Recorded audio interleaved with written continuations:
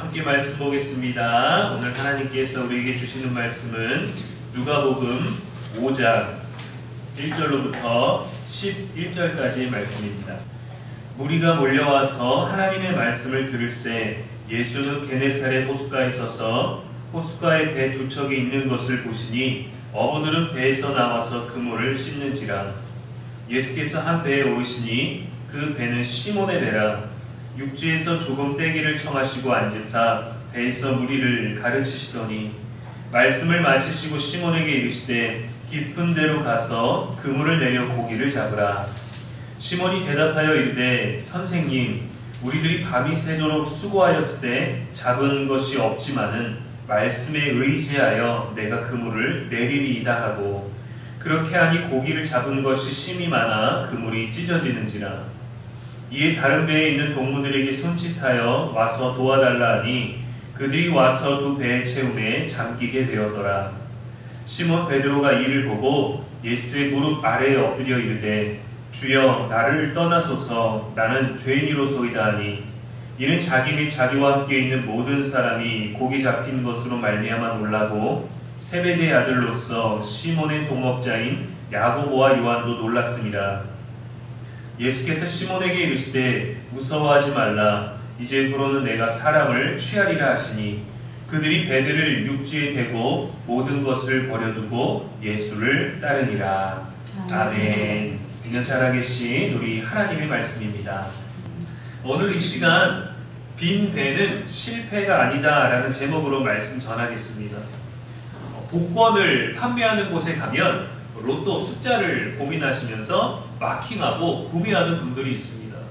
어떤 분들은 아주 신중하고 진근지하고 심각한 얼굴로, 어떤 분들은 기대치에 들뜬 마음으로 복권을 구매합니다. 재미로 사는 분들도 있겠지만 진중하게 번호를 체크하는 분들이 있어요. 모두 1등이 당첨되기를 바라죠. 아니면 2등이라도 되기를 기대합니다. 로또 말고 예전처럼 일단 구매만 하는 즉석 복권은 한 회차에 많게는 1000만 장 정도가 팔린다고 합니다. 그 중에 1등은 제작된 모든 1000만 장 중에 한 장밖에 없어요. 나머지는 당첨 금액이 일부 있고 그 몇 명을 제외하고는 사실은 꽝인 복권을 더 많이 판매하는 거죠. 모두가 꽝입니다. 아무 의미 없는 종이 조각입니다. 잠시의 설레임과 기대에 투자를 하는 거죠. 즉석 복권은 1000만 장 정도가 제작이 되고 거의 다 팔린다고 합니다. 로또와 같은 경우는 만들어지는 게 아니라 사람들이 사는 만큼인데 한 주, 매주마다 이제 회차가 있는데 한 주에 3000만 정도가 팔린다라고 해요. 이렇게 사람들이 그런 것들을 사는 이유는 기대를 가지고 계속 구매를 하는 거죠. 하지만 결과는 항상 본인의 통제를 벗어납니다. 내가 노력하고 내가 투자하고 내가 기대한 것을 그대로 얻는 게 아니라 아무리 많이 사고 아무리 많이 기대하고 아무리 행운의 번호 같은 것을 찍었어도 결과는 우리들의 통제를 벗어나서 순전히 확률과 운에 달려 있습니다. 오늘 본문의 시몬이 딱 꽝인 복권의 구매자와 같습니다. 시몬은 우리가 잘 아는 베드로의 본명이에요. 갈릴리 출신의 평범한 생계형 어부였습니다.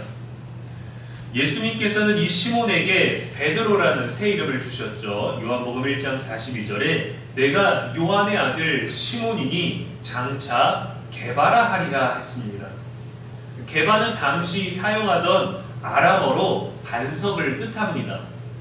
이 반석이 헬라어로 번역된 것이 베드로죠.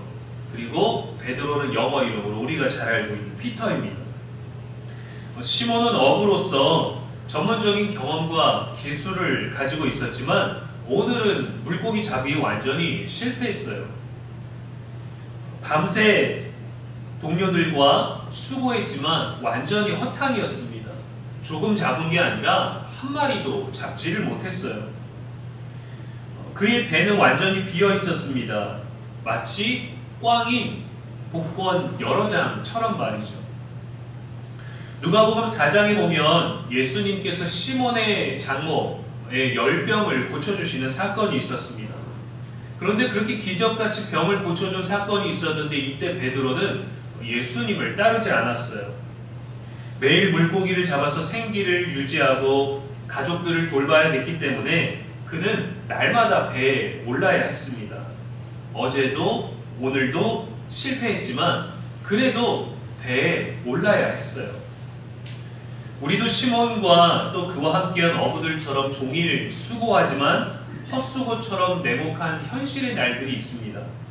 가정에서도 자녀를 위해서 기도하고 애쓰지만 또 가정을 위해 수고하고 애쓰지만 가족들의 모든 관계와 일과 형편이 마음처럼 되지 않을 때가 있죠. 일하는 곳에서도 최선을 다했지만 또 열심히 격려하고 했지만 성과를 내지 못하거나 결과까지 좋지 않을 때가 있습니다.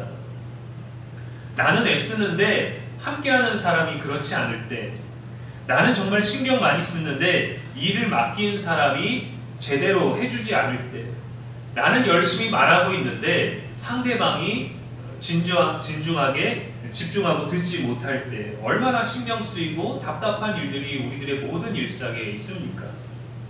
영적으로도 마찬가지입니다. 열심히 예배드리고 기도하고 찬송 부르고 섬겼지만 헌신했지만 순종했지만 그런데도 우리들의 일상에 신앙이 주는 평안함이 없을 때, 하나님을 만나는 기쁨이 사라질 때, 마음이 막 뜨거워서 오늘 하루를 영적으로 기쁨으로 은혜롭게 살아야 되겠다라는 그 영적인 에너지와 기억력들이 손실됐을 때가 있습니다. 오늘 시몬이 딱 그랬어요. 오늘은 허탕이구나. 오늘은 안 되는구나. 참 요즘 다 힘들다고 하지만 오늘은 진짜 아예 아무것도 안 되는 날이구나 하고 그물을 정리하고 있었습니다. 그물을 정리한다는 건 오늘 일과가 끝났다라는 것이고 더는 오늘 할 수 없다라는 것이고 다음을 기약하면서 준비하고 오늘의 실패를 마무리하는 그런 일이었죠. 밤새 수고했지만 진짜 단 한 마리도 얻지 못하는 상황을 맞이했습니다. 내일은 잡히겠지 하는 말로 기대하거나 위로가 될 수 없는 생계랑 직결된 것이었어요. 이번엔 당첨되겠지 기대하며 사는 복권과는 무게감이 전혀 다릅니다. 시몬의 배는 완전히 비어 있었습니다. 그의 하루도, 그의 수고도, 그의 노력도, 그의 가족들의 하루도, 그들이 먹고 살아야 할 형편도 비어버렸어요. 평소보다 조금 적게 잡아도 걱정이 될 텐데 한 마리도 잡지 못했다라는 것, 너무도 어려운 일이었고 그러한 상태로 이른 아침을 맞이했습니다. 시몬과 함께 일한 어부들, 동료들의 노력과 한계가 끝나고 허망한 마음을 가지고 내린 그 배에 예수님께서 오르셨어요. 예수님은 육지에서 조금 멀어지시고 또 배에 앉아서 무리를 가르치셨습니다. 아마도 배에 앉아서 말씀을 전하는 게 많은 사람들에게 듣게 했을 것이고 더 많은 무리들에게 둘러싸이기보다 더 먼 곳에서 울리는 소리로 말씀을 전할 수 있었겠죠. 말씀을 깊이 있게 풀어서 해설하셨고 그물을 정리하고 있는 시몬도 그 말씀을 들었습니다. 사전에 보면 말씀을 마치시고 라고 되어 있는데 원어의 의미로 직역하면 말하는 것을 그치고 라는 뜻이에요. 그러니까 준비된 말씀을 전부 다 전하고 마친 게 아니라 말씀을 하시는 중에 전달하는 도중에 그치시고 시몬에게 말씀하셨습니다. 깊은 데로 가서 그물을 내려 고기를 잡으라. 이것은 마치 하루 14시간을 트럭 운전을 하고 돌아온 사람에게 다시 운전대를 잡으라는 말과 같습니다. 예수님의 원래 직업은 목수였습니다. 어부로 잔뼈가 굵고 고기가 다니는 길을 누구보다 잘 알고 있는 전문가인 이 시몬에게 실패한 고기잡이를 다시 하라는 거예요. 깊은 데로 가서 그물을 그냥 내리는 게 아니라 얕은 곳부터 또 방향에 따라서 물살에 따라서 위치에 따라서 그물을 내리는 방법은 시몬이 더 잘 알고 있는데 그 시몬에게 깊은 데로 가서 그물을 던지라고 목수인 예수님이 말씀하셨습니다. 게다가 깨끗이 씻어놓은 그물을 다시 들고 나가라니 굉장히 내키지 않았을 거예요. 그런데 여러분, 사람에게는 기대, 희망이라는 것이 있습니다. 이번 주 복권에 당첨되지 않아도 언젠간 당첨될 거라는 기대를 가지고 구매하고 또 구매하는 것 아니겠습니까? 복권이 꽝인 날도 있고 낚시가 실패한 날도 있죠. 시몬이나 우리의 잘못이 아닙니다. 노력과 기대와 상관없이 결과는 우리가 통제할 수 없습니다. 공무원 시험이나 사법고시 등 고시원촌에 가서 몇 년 동안 도전하는 것들도 이번엔 될 것 같아서, 몇 년 동안 공부한 게 아까워서, 내가 얼마나 노력했는데, 내가 얼마나 수고했는데, 책값이 얼만데 라고 하면서 억울해서 포기하는 것도 어려운 단계가 되는 것 아니겠습니까? 이때 깊은 데로 가서 던지라는 예수님의 말씀에 과연 시몬은 기대를 할 수 있었을까요? 전문가의 경험으로는 오늘은 심하게 꽝인 날이라 이미 실패한 그런 상황입니다. 이런 날도 있구나 생각할 수 있겠지만 어쩌다가 이런 날이 있으면 괜찮겠죠. 어쩌다가 실패하고 어쩌다가 크게 실수한 날이 있으면 괜찮겠죠. 그런데 그런 날이 계속되면 힘들잖아요. 코로나를 지내면서 사업하고 일하고 일을 구하고 모든 일들이 얼마나 힘든 시기를 우리가 맞이했습니까? 고기가 늘 잡히면 좋겠지만 애를 써도 실패한 밤이었어요. 노력했지만 안 되는 날이었어요. 애썼지만 내 뜻대로 되지 않았어요. 그리고 아침에 자신의 배 위에 앉아서 전하는 예수님의 말씀을 들었습니다. 어떤 마음에서인지 시몬은 목수인 예수님의 명령을 거절하지 않았어요. 지난번 장모의 열병을 고쳐주신 사건으로 예수님을 다르게 생각했을 수도 있겠죠. 병도 고치셨는데 제대로 한번 믿어볼까? 우연히 장모의 열이 떨어질 때 오셔서 타이밍이 잘 맞았던 거 아닐까? 라고 생각했을 수도 있겠죠. 그래도 말씀이 참 좋으시네. 탁월함이 다른 사람이 가르치는 것과 다르네. 한번 믿어보자 생각했을지도 모르겠습니다. 그래서 처음에는 주저하면서 대답합니다. 선생님, 우리들이 밤이 새도록 수고했는데 잡은 것이 하나도 없습니다. 저는 이 다음 말이 너무 좋아요. 하지만 말씀에 의지하여 내가 그물을 내리겠습니다. 이 대답에는 여러분 망설임이 없습니다. 하지만 내가 말씀 한번 의지해보고 그물을 한번 내려볼까 합니다.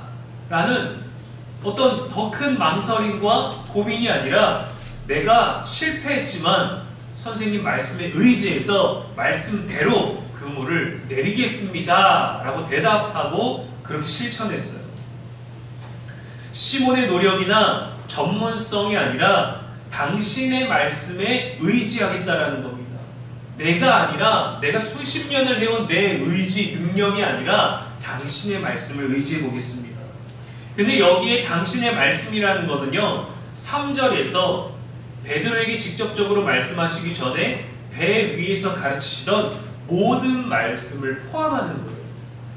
실패한 내 삶에 주어지는 하나님 나라에 관한 것, 우리 인생에 관한 것, 도덕적인 것, 인격적인 것, 율법에 관한 모든 말씀들을 다 듣고 나니까 저분의 말씀에 의지해야 되겠구나 라는 것에 어떤 힘을 입었겠죠.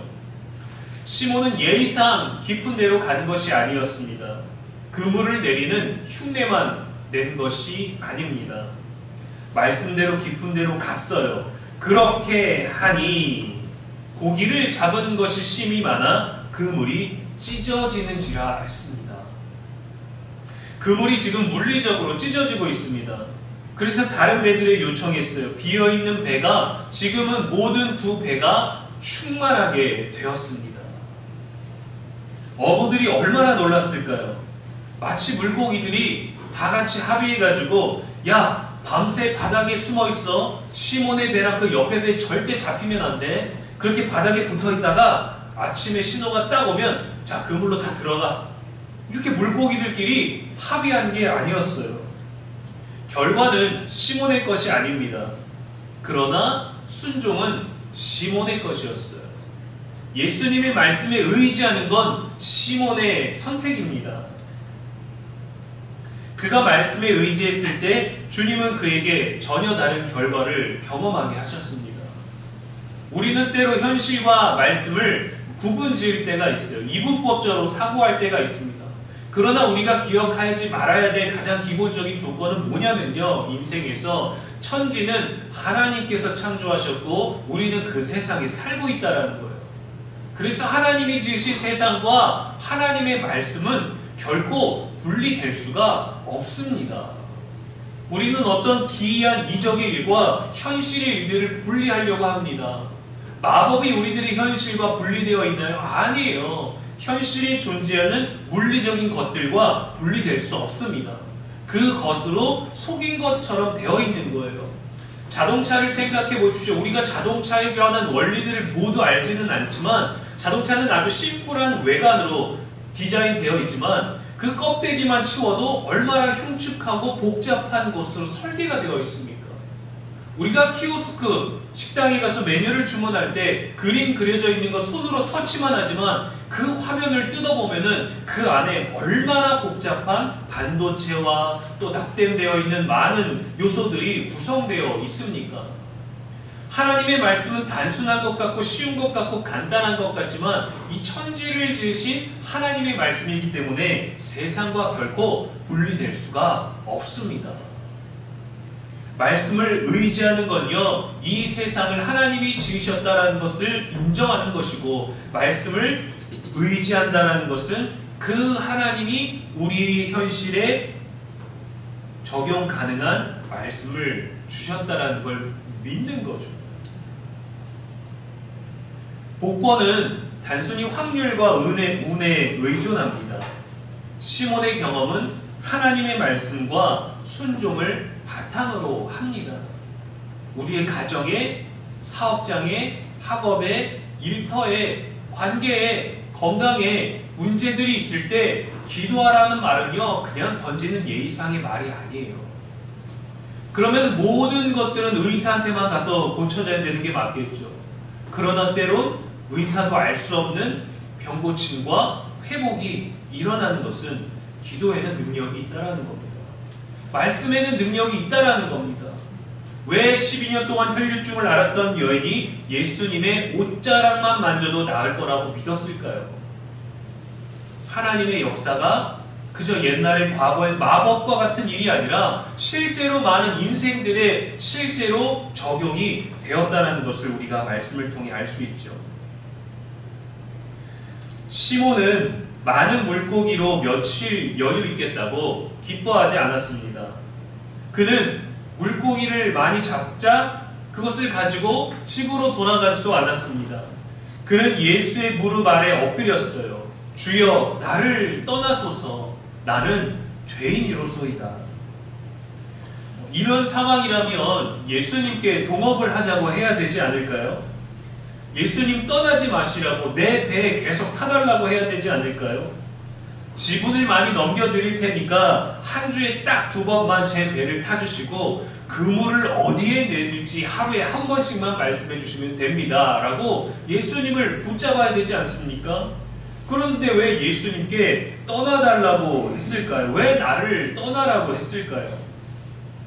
시몬은 예수님을 가르치는 능력이 뛰어난 선생이나 시대마다 있었던 선지자 중에 하나라고 생각했을 겁니다.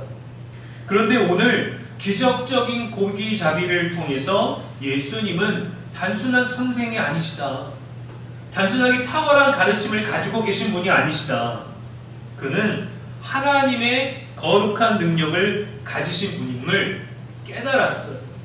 말씀에 의지해서 경험한 그 기적을 통해서 분명히 알았습니다. 이 영적인 깨달음은 하나님 앞에서의 두려움과 동시에 자신의 연약함, 내가 죄인 된 것을 인식하게 만들어요. 하나님을 직접 대면하고 인격적으로 만나게 됐을 때 난 정말 대단하다, 나는 위대하다, 하나님이 있으니까 나는 겁날 게 없다라고 우리가 막 높아지고 들떠버리는 게 아니라 한없이 낮아집니다. 그분의 거룩함, 그분의 한없는 은혜, 그분이 우리들에게 주셨던 것, 그분의 능력 때문에 우리는 두려워하고 무서워지게 되고 낮아지게 돼요. 연약하게 되는 거예요. 그래서 예수님은 무서워하지 말라라고 말씀하셨죠. 요나서에 보면은 요나가 하나님의 말씀에 불순종해서 도망가게 되었을 때 하나님이 거기에 폭풍을 내리셨죠. 그 폭풍이 있었을 때 사람들은 처음에는 폭풍 때문에 두려워했습니다. 죽겠구나. 재수가 없어서, 운이 없어서 갑자기 이 배에 재난이 일어나서 우리가 폭풍을 맞이하는구나 라고 무서워했어요.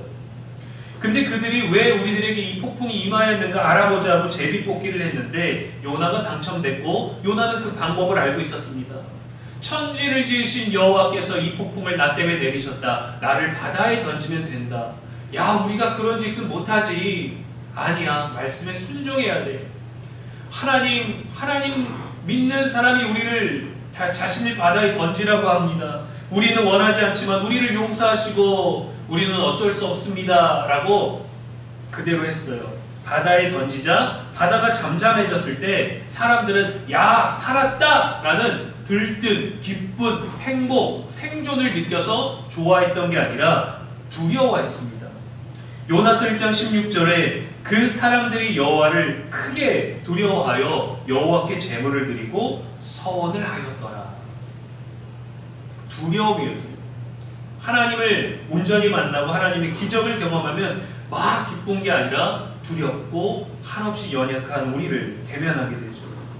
그래서 시몬도 예수님을 피하거나 거부하려고 나를 떠나라고 말하는 게 아니라 전능하신 분 앞에서 자신의 부족함과 죄성을 인정하며 겸손하게 나오게 되는 겁니다. 하나님을 인정하게 되는 거예요. 그게 믿음이 깊어지는 겁니다. 예수님도 우리들에게 오셨을 때 겸손하게 오셨어요. 예수님도 우리들에게 오실 때 순종하며 오셨어요. 시몬 베드로가 이후에는 이렇게 선포합니다. 베드로전서 5장 6절에 그러므로 하나님의 능하신 손 아래에서 겸손하라. 때가 되면 너희를 높이시리라 했어요. 예수님의 말씀을 듣고 순종한 것이 그의 인생을 변화시키는 일이 되었습니다. 시편 119편 50절에도 이 말씀은 나의 고난 중에 위로라. 주의 말씀이 나를 살리셨기 때문입니다 했습니다. 여러분, 순종은, 말씀에 대한 순종은 물질적 성공이나 결과가 아니라 예수님을 더 깊이 알게 되는 축복으로 이어집니다. 우리가 구해야 될 것은 내 인생도 성공하려면 그물을 어디로 내려야 합니까? 무슨 사업을 해야 합니까? 무슨 복권을 사야 합니까? 라고 요청하는 게 아니라 오늘 낚시에서 실패한 우리의 빈 배를 예수님으로 채우는 거예요. 그분이 오르셔서 말씀으로 채우시기를 원하십니다. 오늘 낚시에 실패한 우리의 빈 배를 꽝인 복권과 같은 우리의 하루를 걱정뿐인 내일의 날들과 우리의 인생의 항해를 그분께 내어드리는 거예요. 주님, 제가 좀 해볼 테니까 좀만 기다리십시오. 주님, 제가 가는 방향을 아니까 좀 가만히 좀 계십시오가 아니라 주님께 다 내어드리는 거예요. 그 배가 비어 있을지라도, 그 배가 차 있을지라도 주님께 그 빈배를 드리는 겁니다.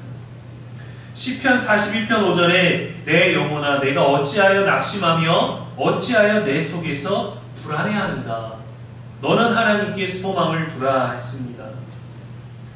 토마스 에디슨은 전구를 발명하기 위해서 1000번의 실패를 했다고 합니다. 그래서 어떤 기자가 그 정도면 포기할 만도 한데 왜 계속했습니까? 라고 묻자 실패한 것이 아니라 전구가 작동하지 않는 방법을 1000가지나 배운 것입니다. 라고 이렇게 답했어요. 실패와 실망들은 우리가 주님의 말씀을 더 신뢰할 수 있는 믿음을 경험하고 배우게 하는 것들입니다. 예수님 없이 만족스러운 하루보다 실패했어도 주님을 바라보게 되는 우리의 하루가 더 귀합니다. 우리의 빈배를 채우시는 하나님께 소망을 두고 말씀에 의지하여 그물을 내릴 수 있는 저와 여러분의 일상 되기를 주님의 이름으로 간절히 축원합니다. 기도하겠습니다.